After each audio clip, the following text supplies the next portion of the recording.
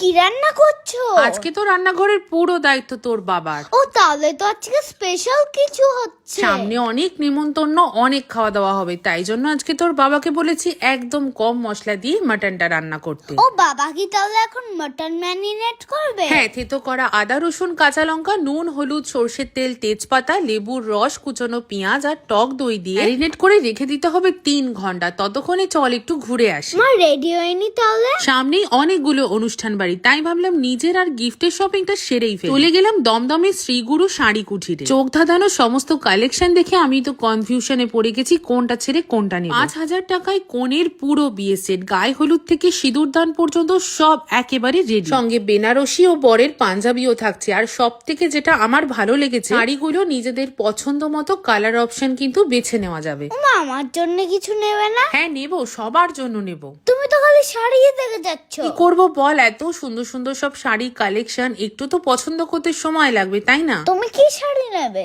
এত রিজনেবল প্রাইসে এমন সুন্দর বেনারসি ছেড়ে আমি তো অন্য কোনো শাড়ি আর নিতেই পারবো না। এত দারুণ দারুণ সমস্ত কালেকশন কিন্তু শ্রীগুরু শাড়ি কুঠিরের শান্তিপুর ব্রাঞ্চেও অ্যাভেলেবেল রয়েছে। মা তুমি তো 4টে শাড়ি নিয়ে নিলে, এবার আমাদেরটা নাও। হ্যাঁ নেবো তো, ছোট থেকে বড় সমস্ত ধরনের পাঞ্জাবি কিন্তু এখানে অ্যাভেলেবেল রয়েছে। আর পাঞ্জাবির কালেকশন গুলো ছিল কিন্তু বেশ ভালো। যেহেতু আমাদের সামনে অনুষ্ঠান বাড়ি, তাই পাঞ্জাবি ছাড়াও বেশ কিছু ব্লেজার আর শেরওয়ানির কালেকশনও দেখে নিলাম। আর জানো মা, ওর মধ্যে 80 টাকারও শাড়ি ছিল। হ্যাঁ, শ্রীগুরুতে কিন্তু মাত্র 80 টাকাতেও শাড়ি পাওয়া যায়। বলা যেতে পারে এক কথায় এক ছাদের নিচে সকল সমস্যার সম্পূর্ণ সমাধান। আরেকটা কথা, কেনাকাটায় বাড়তি চমক হলো বিশেষ উপহার। বিয়ে বাড়ি গিফট কিনতে এসে তুমি তো 4টে শাড়ি নিয়ে নিলে। মা চলো এবার বাড়ি চলো। হ্যাঁ চল, গিয়ে আবার রান্না রয়েছে। সে তো বাবা করবে, তোমার আজকে ছুটি। তুমি শুধু বাকি রেসিপিটা একটু বলে দাও। হ্যাঁ, কড়াইতে সর্ষের তেল গরম করে নিয়ে ওর মধ্যে কুচানো পেঁয়াজ দিয়ে একটু ভেজে নিয়ে ম্যারিনেট করা মাটন দিয়ে খুব ভালো করে কষিয়ে নিতে হবে। মা আর কিছু দেবে না এর মধ্যে? না,